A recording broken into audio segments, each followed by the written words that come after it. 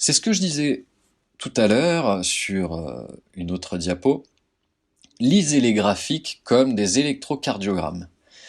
Un électrocardiogramme, vous le savez, c'est ce qui va venir regarder un petit peu vos palpitations, savoir si vous avez un rythme cardiaque bas, c'est-à-dire que vous êtes calme, vous êtes détendu, il n'y a pas de problème, d'un rythme cardiaque qui s'affole, qui s'emballe, et là qui va être la traduction d'une forte émotion, positive ou négative. Hein, l'électrocardiogramme ne peut pas nous dire si c'est positif ou négatif, il peut seulement dire l'intensité de l'émotion, on va dire.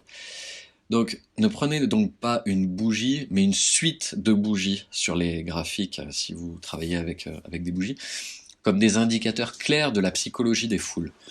Plus les bougies sont grandes, vertes et successives, plus les gens sont cupides. C'est ça l'intérêt qu'on a avec les graphiques en bourse, c'est que contrairement aux électrocardiogrammes où on va simplement avoir l'intensité, là on va avoir l'intensité plus le sentiment.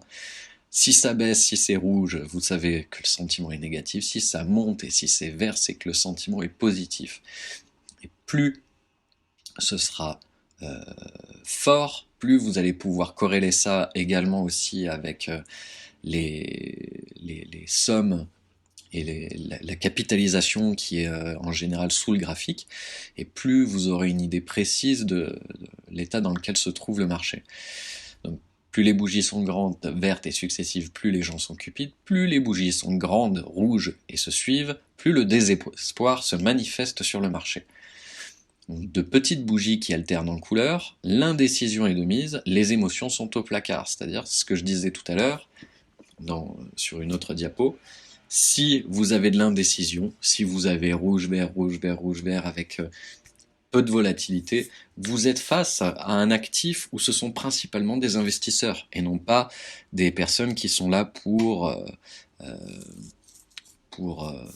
trader ou pour rentrer à très court terme. Sachez ne pas faire le mouton pour être rentable dans vos investissements. Vous voyez que tout se tient, encore une fois, voyez ça comme un mouvement de foule et non pas comme un mouvement d'un investisseur isolé dans son coin.